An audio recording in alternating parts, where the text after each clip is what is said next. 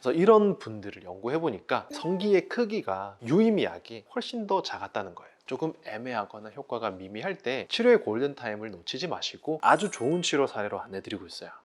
저는 탈모약을 23살 때 처음 먹기 시작해서 지금 이제 15년 차 복용 중인데요. 처음에는 탈모 때문에 좀 자존감도 많이 낮아지고 사람들 앞에서 좀 자신감도 줄곤 했었는데, 탈모약을 시작하고 탈모약의 효과를 톡톡히 경험하면서 자존감도 많이 회복했고 이성 앞에서 좀 자신감도 생기고 지금은 이렇게 대중 앞에서는 유튜브 방송도 하고 있죠. 어쨌든 탈모 치료에 있어서 탈모약은 꼭 반드시 챙겨야 하는 것 중에 하나인데, 이렇게 효과가 좋은 탈모약을 꼭 복용해야 하냐며 망설이거나 복용을 꺼리는 분들을 요즘도 종종 봅니다. 저는 탈모 유전도 없는데 탈모약을 꼭 먹어야 하나요? 아니면 탈모약 먹으면 성기능이 안 좋아진다던데, 또는 뭐 여유증도 생길 수 있고, 아니면 브레인포그로 기억력도 나빠질 수 있고, 어떤 심각한 부작용을 직접 경험해서 그런 게 아니라 인터넷 커뮤니티에서 봤던 부작용 글들에만 너무 집중해서 탈모약을 복용해야 하는 시기를 놓치고 있는 게 너무 안타까워요. 부작용 없는 건 아니지만 소수의 글들이 대다수의 일인 것처럼 보일 수 있거든요. 실제로 그렇기도 하고요. 그래서 이런 공포감 때문에 약을 먹어야 할 사람이 안 먹는 것도 문제고, 약을 먹더라도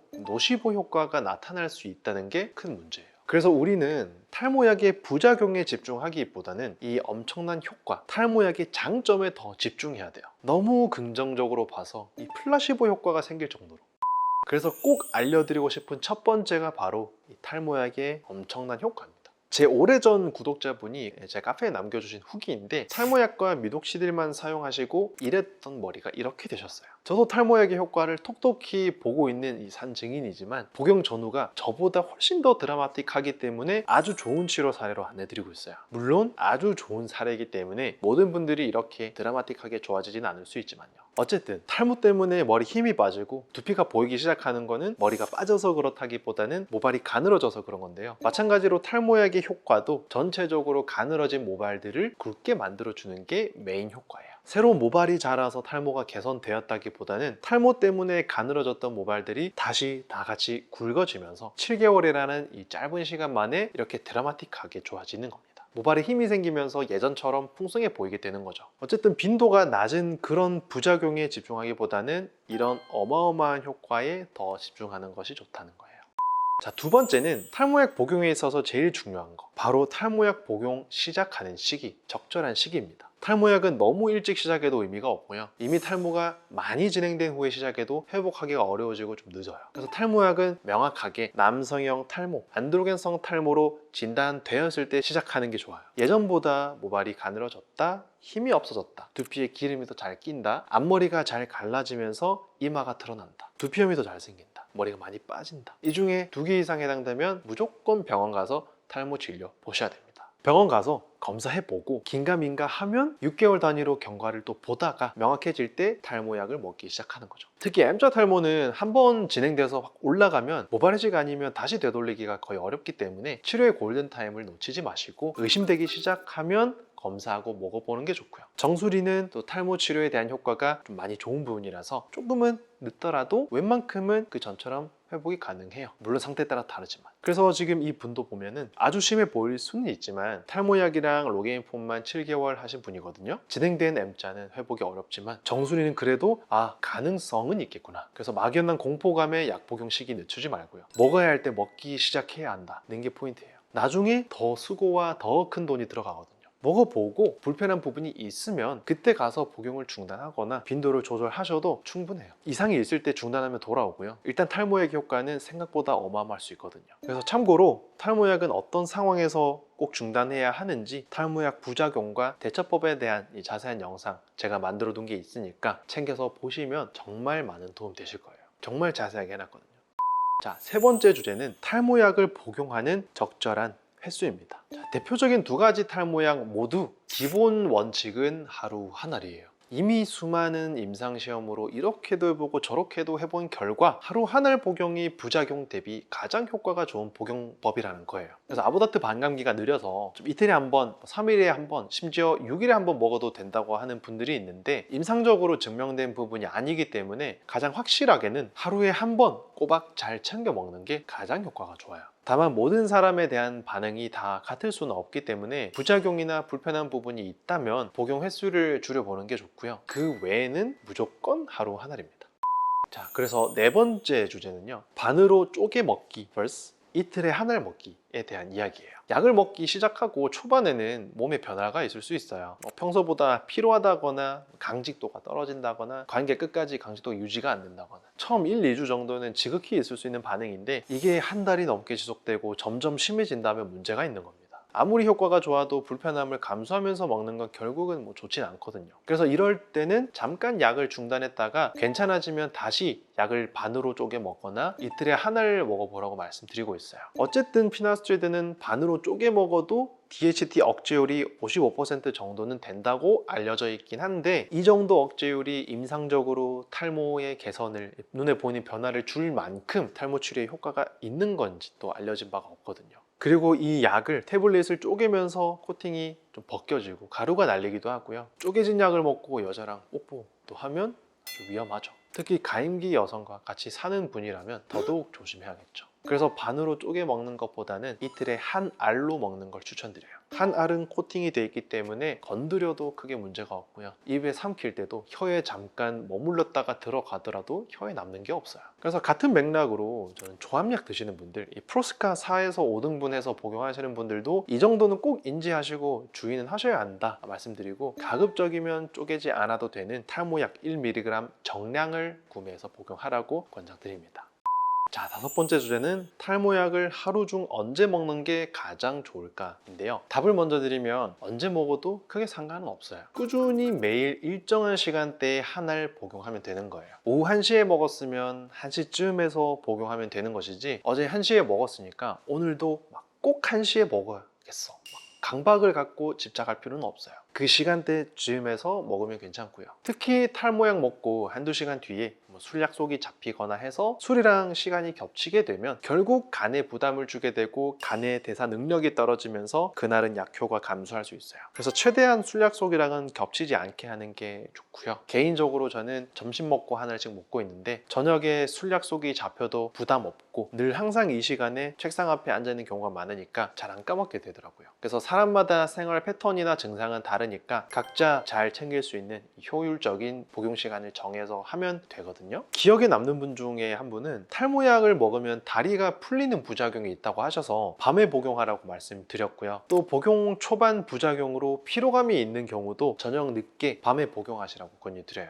그래서 각자의 상황에 맞는 이 적절한 복용 루틴을 만드는 게 포인트다 생각하셔야 되고, 하루 한 알 복용하자. 자, 또 한 가지 중요한 거는 약 먹는 걸 깜빡했을 때가 문제인데, 약 먹는 걸 깜빡했을 때는 약을 안 먹은 게 생각났을 때 바로 그냥 그때 먹으면 됩니다. 문제는 깜빡한 시간이 너무 길어졌을 때, 예를 들어서 평소에는 오후 1시에 먹던 사람이 계속 깜빡하고 있다가 약을 안 먹은 게 밤 9시, 10시에 갑자기 생각이 났다면 그래도 그때 먹으면 되는 거예요.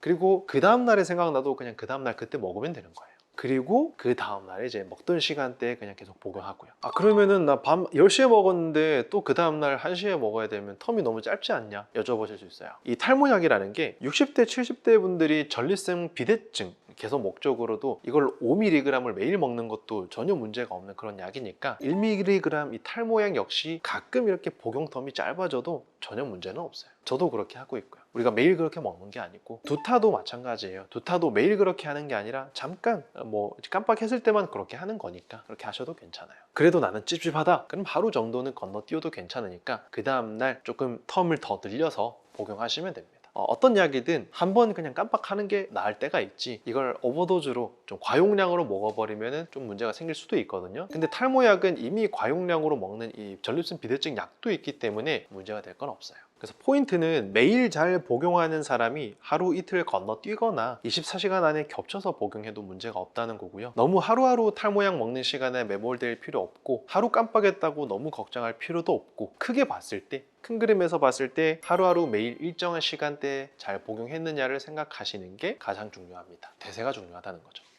자, 여섯 번째 주제는 어떤 탈모약을 먹어야 할까입니다. 탈모약은 크게 피나스트리드랑 두타스트리드 이 두 가지의 계열의 약이 있는데, 탈모의 궁극적인 원인 이 호르몬인 DHT를 피나는 70%, 두타는 90% 줄여줍니다. 요즘은 제가 그런 거를 좀 권장해드리곤 해요. 피나스트리드를 먹다가 효과가 조금 부족하다 싶을 때 보통 6개월에서 1년이면 이 효과에 대한 충분한 기간 복용한 거거든요. 조금 애매하거나 효과가 미미할 때 저는 꼭 두타를 먹어보라고 말씀을 해드려요. 왜냐면 두타가 피나보다 확실히 효과가 데이터가 더 좋거든요. 그래서 전체적인 탈모 치료 효과 자체는 두타가 더 좋긴 하지만, 두타가 피로감도 몽롱함도 좀 더 강한 편이고 조금 더 내 몸에 부담이 될 수 있는 약이긴 해요. 물론 어디까지나 일반적인 이야기고 사람마다 다를 수는 있는데, 그래서 당장 두타로 넘어가기가 조금 부담스럽다 하시는 분들은 하루는 두타를 먹고요, 하루는 피나를 먹고 이렇게 격일 복용으로 한두 달 정도 해보시다가 문제없고 괜찮아지고 두타에 대한 적응이 끝났을 때쯤 이제